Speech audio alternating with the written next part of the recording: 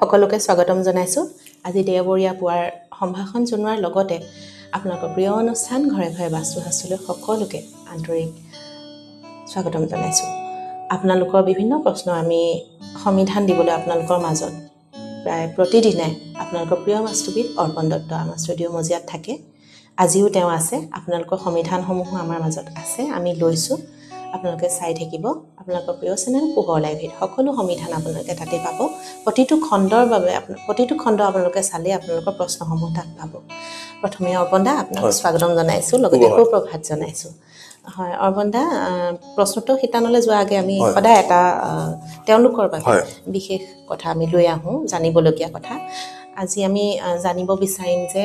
সাধাৰণতে 2 ষ্টৰী বা 3 story 2 story বিল্ডিঙৰ কথাই জানিব বিচাৰিম যে তাত ওপৰ মহলাটো যেতিয়া মানুহ থাকে বা তলৰ মহলাটো মানুহ থাকে তেতিয়া তলৰ মহলাত যদি পাকঘৰ থাকে তাৰ ঠিক ওপৰতে বেডৰুম মানে থাকিব পাৰে নহয় যদি থাকে আমি কেনে ধৰণে বাস্তু দুখ নিবাৰণ কৰিব এতিয়া কথাটো হ'ল কি পাকঘৰ মানে আমাৰ গেছৰ হেৰিটো আমি অগ্নিৰ ওপৰত কেতিয়াও শুব নোৱাৰোঁ হয় নহয় একে ধৰণে মানুহৰ কাৰোবাৰ ঘৰত কাৰো নহওক বা মই যদি আছেও কাৰো একো বেয়া নহয় আজি মই আপোনাৰ উপায়টো কৈ দিম কিন্তু পাকঘৰৰ ডুপ্লেক্স ঘৰ মই দেখিছোঁ বা 2 ষ্টৰীত ঘৰ আপোনাৰ তলত মালিক থাকে ওপৰত ভাড়া ঘৰ বা ওপৰ মহলো নিজৰ তলৰ মহলো নিজৰ তলত পাকঘৰ আছে ওপৰত যদি একদম পেৰেলেলি এটা বেডৰুম থাকে তেতিয়া মানুহৰ মনবোৰৰ অশান্তি থাকে যিটো বেডৰুমত মানুহ শুৱে আৰু তেওঁলোকে অলপ বেয়া ডিচিশ্যন ল'বলৈও চিন্তা কৰে যে মই নাথাকোঁ এনেকুৱা হৈ যায় কেতিয়াবা এতিয়া মই কৈছোঁ পাকঘৰ মানে গোটেই ৰুমটো আমি ভাবিলে নহ'ব পাকঘৰ বুলি ভাবিলে আমি সেইকাৰণে কাৰোবাৰ যদি আছে মোক বহুতে প্ৰশ্ন সোধে প্ৰথম ভয় নাখাব পাকঘৰ বুলি কোৱাৰ লগে লগে মানুহে আমি সদায় গেছৰ পজিশ্যনো চাব লাগে যে গেছটো আমাৰ কোনখিনিত আছে আমি গেছৰ ওপৰত শুব নালাগে হয়নে সেইকাৰণে ইমান ভয় খাব নালাগে বহুতে পাকঘৰ আছে তলত ওপৰত মই বেডৰুম কৰিব নোৱাৰোঁ কিছুমানে বেডৰুম এৰি দিয়াও মই দেখিছোঁ আচলতে সেইটো নহয় প্ৰথম কথা আমাৰ যদি এইটো তলৰ মহল এইটো ওপৰ মহল হয়নে তলৰ মহলৰ যদি এইফালে এই ৱালখনত আমাৰ গেছটো থাকে তেতিয়া ওপৰ মহলৰ ইয়াত যদি বিছনাখন থাকে তেতিয়া প্ৰব্লেম দিয়া দেখা যায় তেতিয়া চিম্পলি এই বিছনাখন এই ৱালখনৰ পৰা যদি আমি এইফালে লৈ যাওঁ গেছটো এইফালে থাকি গ'ল তলৰ মহলত তেতিয়া প্ৰব্লেমটো চল্ভ হৈ যাব আপোনালোকেও চাগে বুজি পাইছে এইটো এটা ৰুম ওপৰত এটা ৰুম গেছটো এইফালে আছে ওপৰ মহলৰ ওপৰত বিছনাখন যদি এইফালে কৰি দিয়ে তেতিয়াও প্ৰব্লেমটো চল্ভ হৈ যায় অকণমান দিশটো সলাই দিব লাগে আৰু লগতে বহুত মানুহৰ বেডৰুমৰ ওপৰত পাকঘৰ থাকে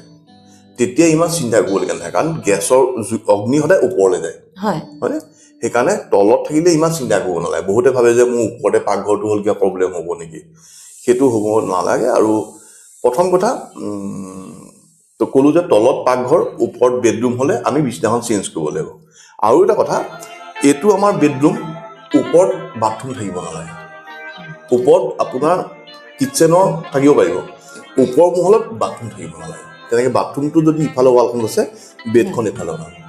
মানুহে আজি মনত ৰাখিব আপোনালোক সকলোৱে জুইৰ ওপৰত শুব নালাগে মই বুজাইছোঁ যে পাকঘৰৰ ওপৰত শুব নালাগে আৰু য'ত শুৱে তাৰ ওপৰত বাথৰুম হ'ব নালাগে বাথৰুম মানে কি নিগেটিভ এনাৰ্জিটো আমি য'ত ধুওঁ সেইটো ওপৰত ধুওঁ যিমানে তললৈ অলপ হ'লেও আহে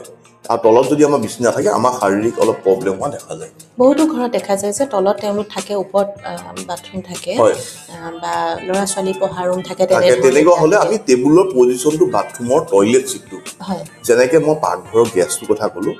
বাথৰুমৰ টয়লেট ছিটটো সদায় মন কৰিব টয়লেট ছিটটো য'ত নিৰ্ণয় কৰি ছাইড কৰি ল'ব অলপ আপোনালোকে যদি চাই পেলাই হিচাপ কৰি লয় তেতিয়া আপোনালোকে ঘৰতে অলপ সাল সলনি কৰিয়ে একো ভঙা চিঙা নকৰাকৈ আপোনালোকে হেৰি কৰিব পাৰে আৰু এটা মই কথা ক'লোঁ যিখিনি আমাৰ দৰ্শকে মোক প্ৰশ্ন কৰে তেওঁলোকৰ কাৰণে অহা মাহত নৱেম্বৰৰ 26 তাৰিখৰ পৰা মই বেছিক বাস্তু কোৰ্চ এটা কৰাম বুলি ভাবিছোঁ তাত আপোনালোকে যদি জইন কৰিব পাৰে মোৰ নাম্বাৰত আপোনালোকে ফোন কৰিব আৰু অহা খণ্ডত দেখুৱাম জইন কৰিলে কি দিম মই এটা কম্পাছ যাব ইয়াৰ পৰা যেতিয়া স্কেল দিয়ে স্কেল পাত দিম আমাৰ য'ত আমি বহাই পেলাই ঘৰৰ 16টা দিশ ওলাব পাৰে গ্ৰাফ এটা ষ্টিলৰ স্কেল যিটো আমি হেৰি কৰে সকলো বস্তু মই ইয়াৰ পৰা প্ৰভাইড কৰিম আৰু অনলাইন কিবা এটা আমি খৰচা যিটো বস্তুখিনি ইয়াৰ পৰা পাব সেইটো লৈ পেলাই নৱেম্বৰৰ 26 তাৰিখৰ পৰা অনলাইন কোৰ্চ এটা যিটো কোৰ্চত আপোনালোকে যদি অলপ শিকিলে ঘৰখনৰ নিজৰ লোকৰো চাব নোৱাৰিব প্ৰথমতে নিজৰ ঘৰখন নিজে ঠিক কৰি ল'ব পাৰিব অৰ্থাৎ ঠিক হৈ আছে নে তেওঁলোকে নিজে চাব পাৰিব আৰু যদি ভুল আছে নিজে সলাই ল'ব পাৰিব সৰু সুৰা ভুলবিলাক আচলতে তেওঁলোকে নিজে চাব পৰা লগতে নিজে চাব পাৰিব এতিয়া কাৰোবাৰ ঘৰত গৈ ক'ব যে আপোনাৰ এইটো ভুল হৈ আছে এইটো ভুল হয় হয় ধন্যবাদ অৰ্পণদা লগতে দৰ্শকসকলকো জনাইছোঁ তেওঁলোকে যিসকলে ইচ্ছুক বা জানিব বিচাৰে ঘৰৰ কথা সকলোৱে জানিব বিচাৰিব যিসকলে তাত অংশগ্ৰহণ কৰিব বিচাৰে তেওঁলোকে আমাৰ অনুষ্ঠানটো চাই থাকিব তাতে সকলো কথা গম পাব অৰ্পণদা আজি আহোঁ অনুষ্ঠানৰ প্ৰথমটো প্ৰশ্নলৈ লিখিছে প্ৰণৱ মেছে নমস্কাৰ জনালোঁ দুয়োকে আমাৰ ঘৰটো বনোৱা 5 বছৰমান হ'ল কিন্তু কিছুমান অসুবিধাৰ বাবে ঘৰৰ ভিতৰত কৰিব লগা কামখিনি কৰিব পৰা নাছিলোঁ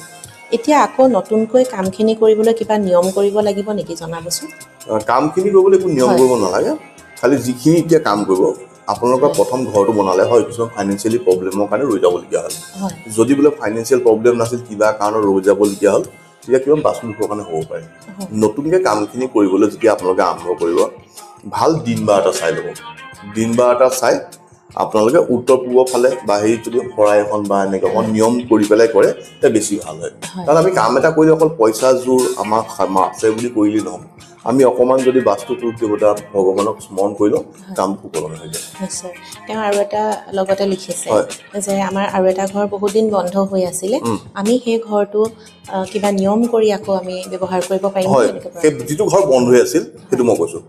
এতিয়া মই প্ৰথম প্ৰশ্নটোত আপোনাক ক'লো যে যিটো ঘৰত আপোনালোকে আছে সেইটো আকৌ নতুনকৈ আৰম্ভ হৈছে কিন্তু যিটো ঘৰ বন্ধ হৈ আছিল সেই গোটেই ঘৰটো আপোনালোকে এটা কাম কৰিব লাগিব ঘৰটো চাফা চিকুণ কৰাব লাগিব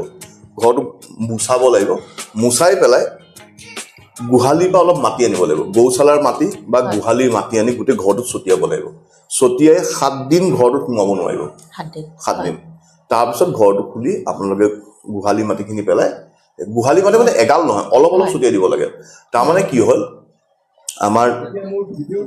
গৌমূত্ৰ আমাৰ চব পূজাত লাগে লাগে পূজাত গৰু গোবৰ মাটি আমাৰ নামঘৰ সকলো নামঘৰ আমাৰ গোবৰ মাটিয়ে মুছে হয়নে গোহালি মাটিত কি থাকে গৌমূত্ৰ থাকে গৰুৰ গোবৰ থাকে মাটি থাকে আৰু লগতে যিটো মাটিত গৰুৰ খোজ পৰি থাকে তাত নিগেটিভিটি নাথাকে সেইকাৰণে গোহালিৰ মাটি যদি আমি ঘৰত নতুনকৈ প্ৰৱেশ কৰা ঘৰত এই ঘৰটো বন্ধ হৈ আছে বা নতুনকৈ ঘৰ লৈছে মানুহে 7 দিন লাগে 7 দিন বা 21 দিন আমি গোহালি মাটি ঘৰটো চাফা চিকুণ কৰি যদি স্প্ৰেড কৰি দিব পাৰোঁ অলপ ছটিয়াই দিব পাৰোঁ আৰু ঘৰটো কিন্তু সেই 7 দিন কোনো সোমাব নোৱাৰিব যেতিয়া তাত থকা যি নিগেটিভিটি বা থাকিব পাৰে নাথাকিব পাৰে পজিটিভিটি আহি যায় আৰু কামো ভাল হয় খুব সুন্দৰ সৰু উপায় আপোনালোকে কৰিবচোন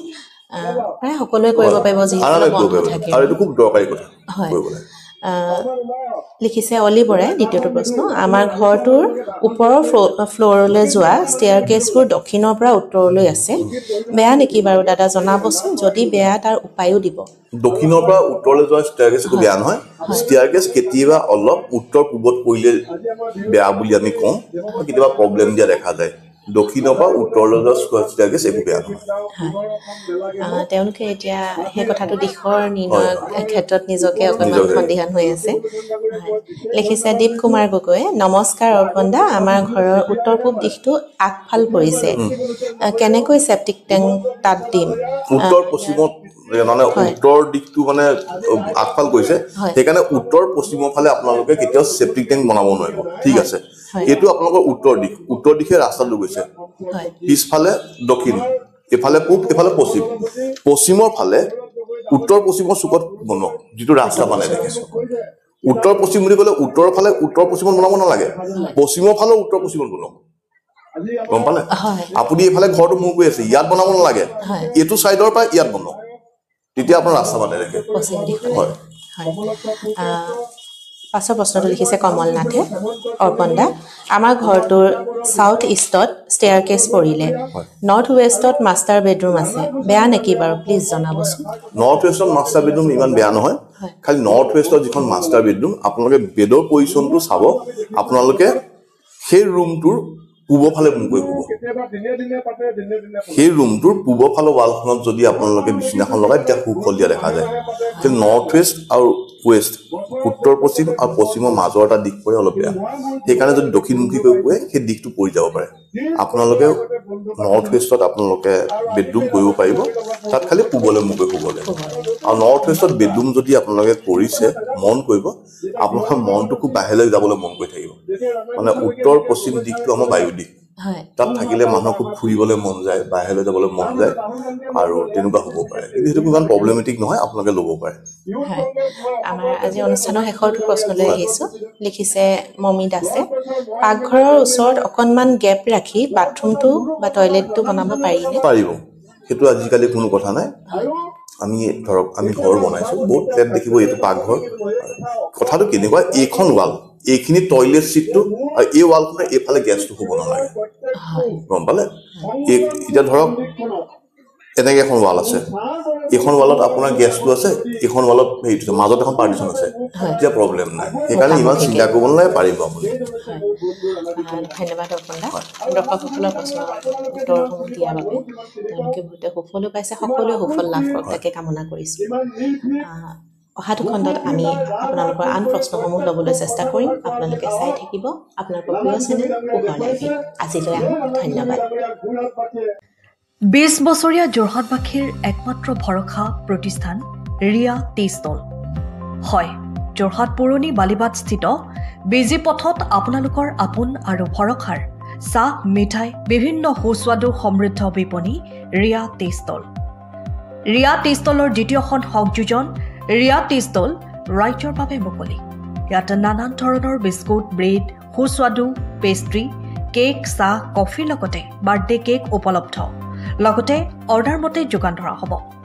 তেনেহ'লে পলম নকৰি আহক আপোনালোকৰ প্ৰিয় বিপণী ৰিয়া টি ষ্টললৈ।